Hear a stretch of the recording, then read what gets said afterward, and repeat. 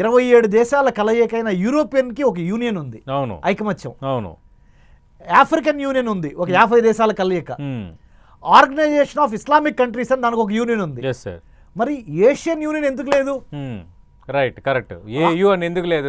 Asian union, Asia ఖండానికి సంబంధించి మనందరము కలిసి పనిచేద్దాం అనే ఒక యూనియన్ మనకి ఎందుకు లేదు? అవునవును, మీరు ఆలోచించండి. యూరోపియన్ యూనియన్ ఉంది, రైట్, ఆఫ్రికన్ యూనియన్ ఉంది. అంటే యూరోప్ అనే ఒక ఖండానికి ఒక యూనిటీ కనబడుతుంది యూరోపియన్ యూనియన్ ద్వారా. ఆఫ్రికా అనే ఖండానికి ఆఫ్రికన్ యూనియన్ ద్వారా యూనిటీ కనబడుతుంది. మరి ఆసియా అనే ఖండానికి ఏషియన్ యూనియన్ ఆఫ్ కంట్రీస్ అని ఎందుకు కనిపించట్లేదంటే మనలో ఉన్న ఐకమత్య రాహిత్యము. రైట్.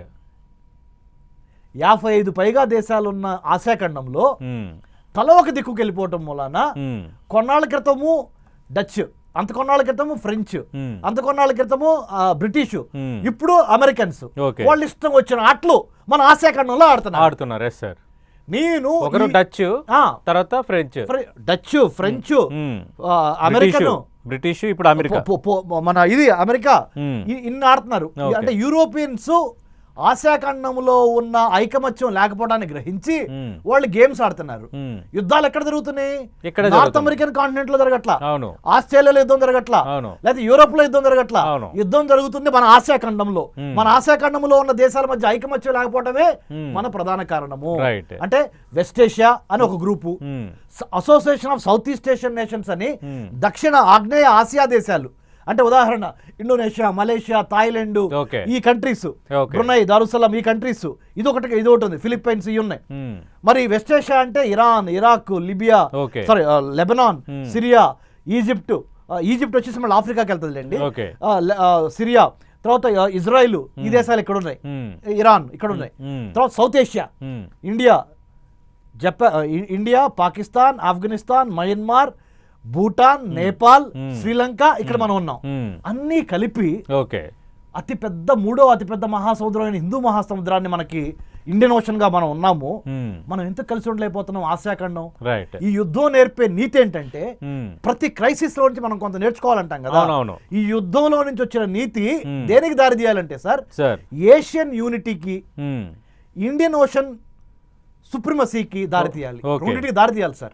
హిందూ మహాసముద్రం మీద భారత్ ఆధిపత్యం, సార్వభౌమాధికారాన్ని, అందరితో కలిసి పనిచేసే సౌహృద వాతావరణాన్ని భారత్ మాత్రమే క్రియేట్ చేయగలదు. నెంబర్ 1. నెంబర్ 2, ఏషియన్ కాంటినెంట్ ని లీడ్ చేసే గొప్ప చారిత్రక అవకాశము భారతదేశానికి, చైనాకి, భారతదేశము, చైనా, పక్కనున్న మిగతా అన్ని కంట్రీస్, అంటే ఇంక్లూడింగ్ ఇజ్రాయెల్ కూడా ఆసియా ఖండంలో ఉంది, ఇరాన్ కూడా ఆసియా ఖండంలో ఉంది, ఇరాక్, లెబనాన్, యుఏఈ, బహ్రెయిన్, ఖతారు, వీటితో పాటు మనకి వియత్నాం, ఇండోనేషియా, మలేషియా, సింగపూర్, మనందరం కలిసి పనిచేస్తే ఏషియన్ యూనిటీ. ఈ యుద్ధం మనకి నేర్పించేది అదే. ఈ మూడవ దశ అతి కీలకమైన దశలో ఇప్పుడు మాత్రం జరగబోయేది 100% మనము గ్రహించాల్సింది సార్. భారతదేశం తన నేతృత్వాన్ని వహించి ఏషియన్ యూనిటీని సాధించాలి. దానికి భారత్ పావులు కదపాలి. మనం ఇటు అమెరికా క్యాంప్కి వెళ్ళొద్దు, ఇటు చైనా క్యాంప్కి వెళ్ళొద్దు. But at the same time చైనాను కూడా కలుపుకుంటా, బ్రెజిల్ని, రష్యాని, ఇండియాని, చైనాని, సౌత్ ఆఫ్రికాని కలుపుకుంటా బ్రిక్స్ కూటమి ఎట్లయితే ఏర్పడిందో అలానే ఆసియా ఖండంలో మనందరం కలిసి భారత నేతృత్వంలో ఒక కూటమిగా ఏర్పడాలి. చైనా, పాకిస్తాన్, ఆఫ్ఘనిస్తాన్, బంగ్లాదేశ్, వీటితో పాటు ఇటు వెస్ట్ ఏషియా, ఇటు ఆసియాను, ఇటు SAARC countries, south Asian association for regional cooperation, ఈ మూడు కలిసి ఒక చోట వచ్చినాయి అనుకోండి, మనం బలీనమైన శక్తిగా ఏర్పడతాం. ఇది చాలా మంది చూసేవాళ్ళు అనొచ్చు, రమేష్ కన్నగంటి గారు మీరు కొంత ఆదర్శం మాట్లాడుతున్నారు, కొంత థీరీ మాట్లాడుతున్నారని. మనిషి తలుచుకుంటే చందమామ దగ్గరికి వెళ్ళాం కదా సార్, వెళ్ళామా లేదు సార్? వెళ్ళాం కదా. చందమామ వేల మైళ్ళ దూరంలో ఉన్న చందమామని మనం వెళ్ళగలిగాము. అలానే మనము కలిస్తే human security, human unity, Asia ఖండంలో ఉన్న మనందరం కలిస్తే మనం ఏ ఖండానికి తీసిపోకుండా నార్త్ అమెరికాకి కానీ, ఆఫ్రికాకి కానీ, యూరోప్కి కానీ, ఆస్ట్రేలియా, ఓషానియా అంటారు దానికి కానీ, యూరోప్కి కానీ ఎవరికి తీసిపోకుండా ఆసియా ఒక బలమైన శక్తిగా ఎదగాలి. పరిస్థితి లేదు కదా. ఇజ్రాయెల్ ఇరాన్ కాలు దూవుకుంటున్నాయి, మన మీదకేమో పాకిస్తాన్ ని ఇండైరెక్ట్ గా అమెరికా ప్రేరేపిస్తుంటుంది. ఇలా రకరకాల ఎక్కడ పడితే అక్కడ గ్యాప్స్, ఎక్కడ పడితే అక్కడ యుద్ధాలు, ఎక్కడ పడితే అక్కడ సరిహద్దు సమస్యలు, China versus India, India versus Pak, India versus Nepal, Iran versus Israel ఇలాంటి రకరకాల మైనస్లు ఉన్నప్పుడు యూనిటీ సాధ్యం అవుద్దా? రైట్, చాలా మంచి ప్రశ్న వేశారు సతీష్ గారు, మీరు చాలా మంచి ప్రశ్న వేశారు. అజిత్ దోవల్ సార్, మా గురువు గారు ఒక మాట అంటారు, మీరు గమనించే ఉంటారు.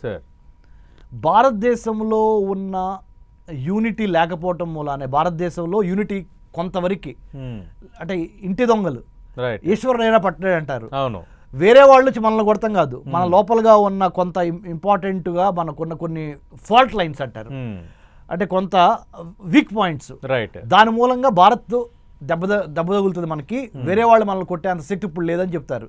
అదేవిధంగా ఆసియా ఖండానికి కూడా దాన్ని నేను ఎక్స్పాండ్ చేస్తున్నా. ఓకే, ఆసియా ఖండాన్ని ఎవరో కొట్టరు, మీరన్నా ఈ డిఫరెన్సెస్ కొడుతున్నాయి. ఏది India Pakistan, India Bangladesh, India China, China India, లేదా ఇరాన్ ఇరాక్, లేదా ఇజ్రాయిల్ ఇరాన్, ఓకే, ఇట్లా ఉన్న ఈ వీటిని మనం సమస్యపోవటానికి చివరికి మనం గుర్తుపెట్టుకోవాల్సింది ఏంటంటే 21వ శతాబ్దంలో యుద్ధం అంటూ జరిగితే ఎవ్వరూ గెలవలేరు.